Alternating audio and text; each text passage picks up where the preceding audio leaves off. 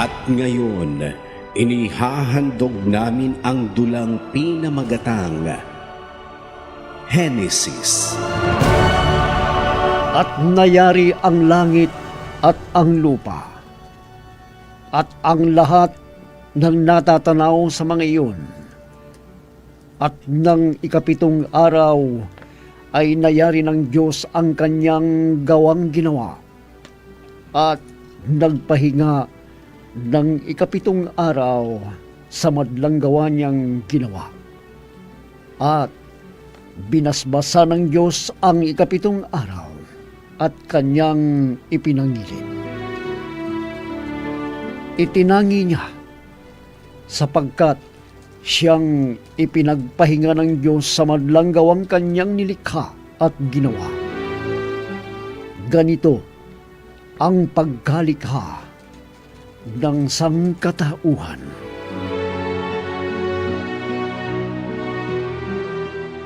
Nang likhain ng Panginoong Diyos ang mundo, wala pang anumang pananim na tumutubo sa parang, sapagkat hindi ba pinauulan ng Panginoong Diyos ang lupa, at wala pang taong magsasaka ng lupa. Ngunit may isang ulap na napaitaas buhat sa lupa at dinilig ang buong ibabaw ng lupa.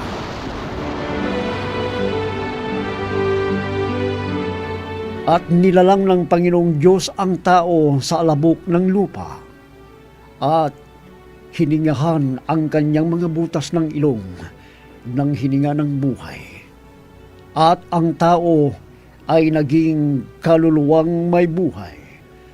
At naglagay ng Panginoong Diyos ng isang halamanan sa Eden, sa dakong silangan, at inilagay niya roon ang taong kanyang nilalang, at pinatubo ng Panginoong Diyos sa lupa ang lahat ng punong kahoy na nakalulugod sa paningin at mabubuting kanin. Gayon din ang punong kahoy ng buhay sa gitna ng halamanan, at ang punong kahoy ng pagkakakilala ng mabuti at masama. At may isang ilog na lumabas sa Eden na dumilig sa halamanan, at mula rooy nabahagi at nag-apat na sanga. Ang pangalan ng una ay Pison, na siyang lumiligid sa buong lupain ng Habila, na dooy may ginto, at ang ginto sa lupang yaoy mabuti. Mayroon din naman doong bedelyo at batong onyx, at ang pangalan ng ikalawang ilog ay Gihon, na siyang lumiligid sa buong lupain ng Kus. At ang pangalan ng ikatlong ilog ay Hidisel, na siyang umaagos sa tapat ng Assyria.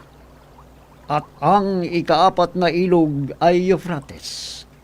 At kinuha ng Panginoong Diyos ang lalaki at inilagay sa halamanan ng Eden upang kanyang alagaan at ingatan.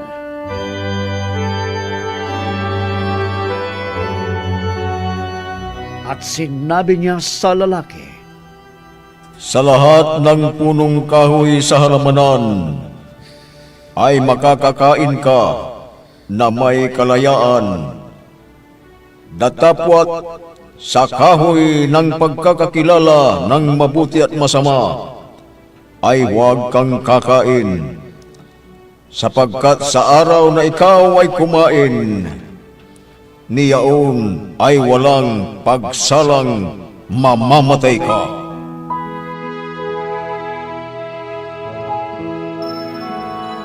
sinabi ng Panginoong Diyos,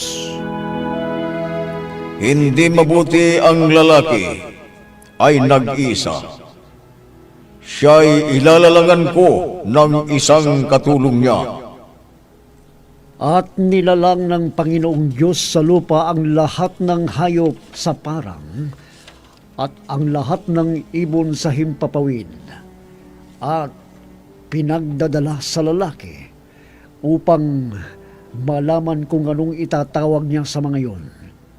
At ang bawat itinawag ng lalaki sa bawat kinapal na may buhay ay yaon ang naging pangalan. At pinangalanan ng lalaki ang lahat ng mga hayop at ang mga ibon sa himpapawid. At ang bawat ganid sa parang datapwat sa lalaki ay walang nasumpungang maging katulong niya. Kaya't pinatulog ng Panginoong Diyos ang tao, at habang siya'y nahihimbing, kinuha niya ang isang tadyang nito at pinaghilom ang laman sa tapat niyon. Ang tadyang na iyo'y ginawa niyang isang babae at dinala niya sa lalaki. Sa wakas, narito ang isang tulad ko. Laman ng aking laman. Buto ng aking buto. Babae ang itatawag sa kanya, sapagkat sa lalaki siya'y kinuha. Ito ang dahilan kaya iiwanan ng lalaki ang kanyang ama't ina. Magsasama sila ng kanyang asawa at sila'y magiging isa.